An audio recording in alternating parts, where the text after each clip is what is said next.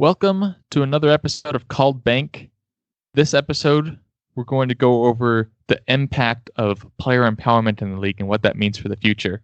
But before we dive into that, don't forget to like this video and subscribe to the channel. We focus mainly on the Jazz. This one's going to be more of an NBA video, but if you're a Jazz fan, you're going to want to hit that subscribe button. We're trying to hit that 250 here by the end of the week, so help us out. But recently, it was last week, James Harden, he got traded to the Nets. And we kind of all saw something coming. We didn't know whether it was going to happen now, right at the trade deadline, maybe in the offseason. He'd play out the full season. But he's now in the Nets. And this is just the next step in a long chain of what we've seen with players like Paul George, Anthony Davis, and Kyrie Irving, if you want to go back a few years, forcing their way out of their team before their contract is done. They have multiple years on their contract. Anthony Davis, he was pretty close, so the team had a little more pressure. But this is kind of showing how much power the players have in the league, and it's almost like the contracts don't really mean much. It's just they're locking in what they're getting paid, but they still get to choose the team that they're on. So this is interesting. Most sports leagues don't have this. Like the NFL definitely is owner-powered, not player-powered. So it is unique to the NBA, so we don't have many other examples to see how other leagues handle it as much. But what are your first thoughts, Nate? How do you think this is going to take the league in the next 5-10 years? Well, I think that it's really disappointing to see like those players you just mentioned. Those 4 players are on 3 teams. And if you were to name the 3 teams that people are putting their confidence in to win the title this year, it's the Clippers, the Lakers, and the Nets. So it seems to completely get rid of the importance of free agency, of drafting good players, and just really what feels like kind of the business of the NBA of building things up rather than just bringing people in. And it's really disappointing to watch players decimate an organization and then leave. I'm not going to claim that Paul George, Kyrie Irving, or Kevin Durant have decimated any organizations or anything like that. But looking at what James Harden did in Houston, where from what I've heard, up until the Silas hire, he had say in what players came in free agency, what trades happened, staff decisions. If Dwight Howard stayed, if Dwight Howard left, get rid of Chris Paul, bring me Westbrook.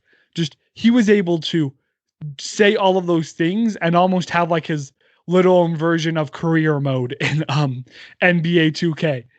And then he just threw the NBA equivalent of a hissy fit, made it so the Rockets were able to get a lot less value for him because it was very public that he wanted out. And then just leave Houston in shambles and go play on the Nets and not really have to suffer any consequences monetarily or even from a playoff contention standpoint. So I think player empowerment is great in some regards, and we'll get more into that. But from the perspective of the players we're talking about right now, I just think it's terrible for like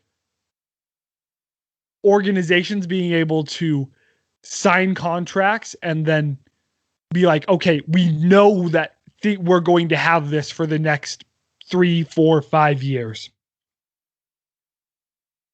Yeah, I think it takes a lot of meaning out of the length of contracts. And it might even be that just long-term contracts aren't nearly as popular in the future NBA where everything's just like a 1-and-1. It's like 1 year guaranteed, and then if I like it, I'll stay another year, and then if I like it still, then I'll sign another 1-and-1. I think it's interesting to like. I don't know if this is a tough one because I don't like it because it's tough on the team, and I feel like the NBA is moving where a lot of people, they're not necessarily fans of teams, they're fans of players. And so you have a lot of LeBron fans where when he's on Cleveland, they root for Cleveland. When he's on Miami, they root for Miami. When he's on the Lakers, they root for the Lakers, which that's like works for big market teams, but a lot of smaller market teams have a tough time either keeping players around, or they have that loyal fan base and the fan base wants what's good for the team. And I think that's how it is in Houston. I know a lot of people, there's a lot of diehard Rockets fans who reacted very poorly to Harden moving. I don't think many of them are going to be Nets fans now. It is interesting to look at the history of this and how it came to be. I guess you could start with the Celtics when Kevin Garnett and Ray Allen came, but I don't think that was much of a forced thing. It was just kind of the start of a huge star. Like they decided to team up, and there was a trade in there as well. I think Ray Allen they had to trade for, or other way around, but one of those players, and they decided to team up.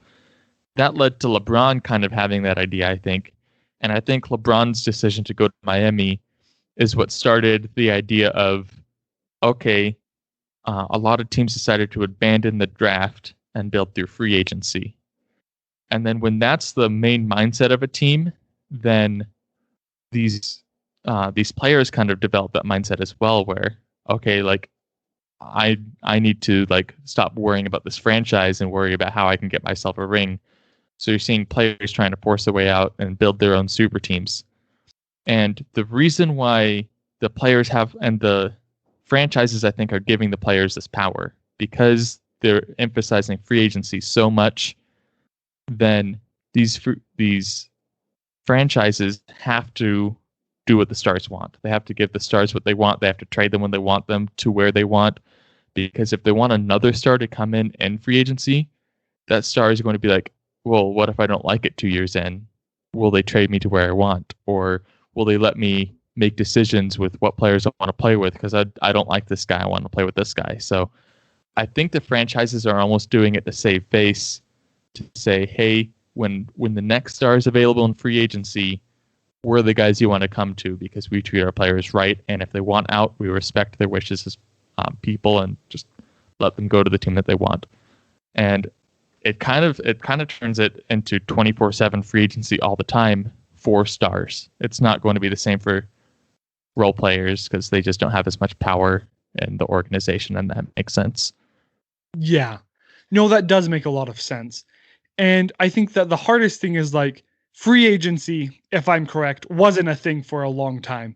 Like it was, you were drafted to a team, you pretty much stayed with that team unless they decided they didn't want you, and then they could either trade you or let you go and another team could sign you.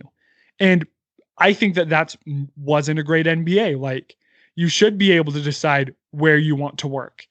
I do think that in all aspects of life, people sign contracts, and that holds them to where they're at. And while you can work things out in the NBA, it's very much the amount of money you make is off of the contract that you sign. LeBron James has been foregoing, up until I believe this season, a lot of money signing 1-year contracts with a player option and doing that to put pressure on the team. And if he wants out, then he's able to just say, I want out, and do it via what I feel like are the player union like approved ways to get out of a team that you're on. I don't really think it's a great look that you can just kind of go and burn the house down and then leave whenever you want. So is it going to happen? Yes. Is it going to continue to happen? I'd imagine. And is it in large part because of the power and the value that star players have? Yes. Do I think it's good for the NBA? No, I don't think that this style of player empowerment is good for the NBA. And while it might get you clicks during this time, I wonder how much it's going to impact the longevity, especially in smaller markets where you're not necessarily just going to get stars flocking to you in free agency. Yeah, I'm like, this is an interesting problem because I don't know if it's a major problem. It's more of those things that are just different. It is tough for people who are loyal to certain teams to see this happen, though. It's one of those problems where how do you solve it in a way that like still makes the players happy? Because I like having a league where it is very player oriented because those are the real stars, and you want to see them happy and successful so that they can really just focus on basketball. Here are two changes that I might suggest, and I'm curious to hear your thoughts on them. You're talking about how free agency wasn't really a thing, and it kind of morphed into what it is today. At one point, if you signed a player off of another team during free agency at the end of his contract, you had to give that team some sort of compensation. Normally, it wasn't even close to the same value of that player. So, like, if you sign LeBron James, and you have Anthony Davis, you're not going to have to give the other team Anthony Davis. It's more like you give them, if it's LeBron James, you give them like a solid player or maybe 1 or 2 first-round picks. And I think that's something, because that way players can't just team up on one team and that team doesn't lose anything and you're just like rigging the system. And that way the team that loses something at least has something. And they kind of get that for free because they now also have this cap. So I'd be interested to see how that would change things. It may make it more complicated for players, and it may make teams not want to team up, because if they have to give up 4 or 5 first rounders just to make this team happen, they're selling their future. And another change I'd like to see the NBA at least consider is players can request a trade publicly, but they can't list any teams that they want to go to publicly, because that puts heat on the organization. And then if it's like an Anthony Davis situation where teams now want to trade for him because they don't think he will re-sign, and that just kind of protects the team that drafted him and developed him. And if they do, then have some sort of penalty, maybe a large portion of their contract as a fine for their duration of their contract, or maybe they can't be traded for like another like 3-4 weeks if they do that. So then they have to be stuck with that team that they don't want to. The NBA would have to figure out a fine there. But what do you think about those two solutions? Do you think they'd solve a problem? Do you think they'd cause further problems? I think the forced compensation package is a really interesting thought. I know that, for instance, Danny Ainge has taken a lot of heat with Gordon Hayward and Kyrie Irving both leaving Boston, and him not seeing that sooner and trying to trade them and get something out of it, or do a sign and trade. So that would definitely take a bit of heat off of general managers. And I wonder if you would set that up maybe for only all-stars or only for first and second team All-NBA. I do think that would possibly have a lot of legs to help during free agency. As for the trade comments, so the thing is, everything's public in the NBA, even if it's not said publicly. And so that's the hard part, where like, I don't know if it's James Harden's family members or friends, or if it's James Harden intentionally leaking things, or what's going on there. But he never came out and said, I want to go to the Nets. You just have reporters who are good at their job and were able to get the I want to go to the Nets or the Bucks or the Heat, like get that information. So I don't know how you'd impose that. And let's be realistic here. The NBA also doesn't actually do anything pretty much with the current tampering rules they have on the books. So I don't actually know what they'd end up doing. And that would be a bad look to start actually enforcing tampering rules on the players. As for this not being a big problem, I kind of get what you're saying, but I feel like Oklahoma City is just absolutely the worst case scenario of this, where it's like they had a team, would you say, with Paul George and Russell Westbrook that was considered to be a finals contender, at least get to the Western Conference Finals and have a chance at making it there? No, I don't think they were close. They were out first round, like every year they were together. Were they? Okay, I'd have to look into it. But I mean, they at least had a playoff team that was going to be making it there, fighting for home court, I think, and had a lot of potential, signed for multiple years. And then all of a sudden, Paul George just gets his way out of there. And then they trade Westbrook. And I will admit, they're still not in what seems to be an obvious rebuilding mode, because no matter who they get rid of, they have enough heart to go out there and to play. And they almost made it to the second round of the playoffs. But I think that it's really damaging to like the integrity of the league. And now we do need to, if we want to talk about player empowerment, we do need to kind of shift away from this I won out, and we'll get back to it, but to the player empowerment of the NBA bubble and players saying, we're not going to go here because of Black Lives Matter and the push for racial justice.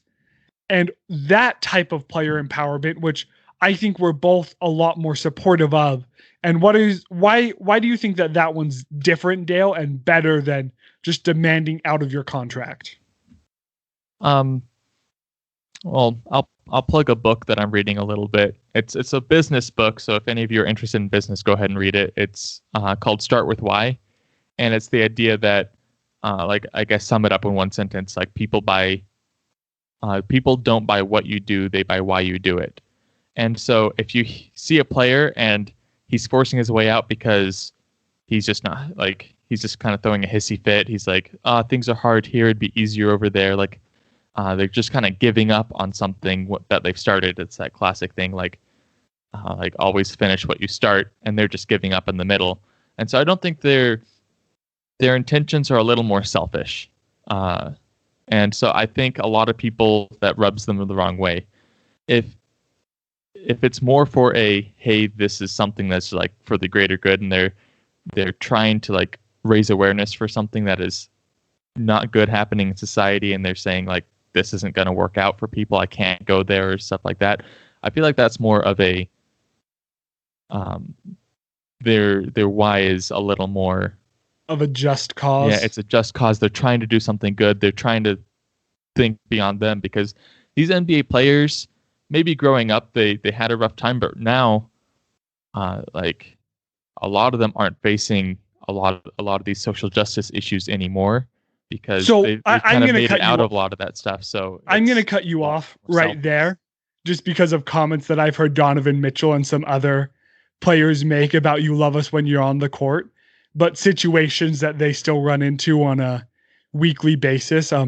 Donovan has made some comments in the past where, after making the Jazz, he's been pulled over in certain neighborhoods for the car that he's driving. Like, that's brutal. If he's in a nicer neighborhood with a nicer car, that he's been pulled over. And now, I'm not going to just throw the police officers under the bus automatically, but like, that is an issue that happens. And if you look at it, from my understanding, statistically does happen more to minorities. So it is something that they're facing. And like you said, is more of like I'm trying to better the world, and not nearly, even though they're facing it, it's an overall issue. James Harden asking it traded isn't helping like all of the individuals who want to be on a different high school team get to the different high school team that they want to be on. Like, it's not this broader issue that he's somehow tapping into and like helping. Yeah, and when I said that, I wasn't trying to assume that like NBA players weren't facing it at all. It was more, they are probably in a more sheltered environment now that they're more secure. They have a good platform. They're making a lot of money, or they know they will make money, and so they'll still face these, but they know that there's broader issues for other people. And I know Donovan Mitchell, when he goes out and does that stuff, he's not really thinking about himself. He's like, oh, that was really annoying last week. He's thinking, okay, like, there's a lot of other people. Like, I think he recognizes he's blessed, and he is bothered by what happens to him. But I'm 100% sure his focus isn't on himself. He's focusing on how can I help the other people who aren't who aren't as lucky as me, who are facing this 10 times worse than I am. And yeah, that's the point I was trying to make. Okay, I'm sorry for cutting you off. I shouldn't have jumped to that conclusion. So sorry about that. But yeah, I think that sums it up perfectly. Is and even if it's like, if you have a deeper cause that you're caring about other people, that's something that I think people get behind 10 times better than, I don't like the players I'm playing with, let's go play with my best friends who are much more talented, when you've already signed a contract agreeing to stay there. Yeah. But another point I guess you could bring up for player empowerment is why should franchises have the right to trade contracts and the players have no say in that unless they have a no trade clause built in. So I guess we'll leave that as something that you can think about. This video's already gone a while, but let us know down in the comments what your thoughts are. Do you think this is a problem that the league needs to curb right now to fix, as far as players forcing their way out of teams even though they're still on a contract? Or do you think the league should just let it run and we'll see what happens? And before we get up going, who's the next player you think is going to force their way out of a contract? Awesome. Well, everyone, thanks for tuning in. If you haven't liked the video, please like the video, subscribe to the channel. We'll keep putting out videos like this and more Jazz-focused videos as well. But yeah, thanks for being here.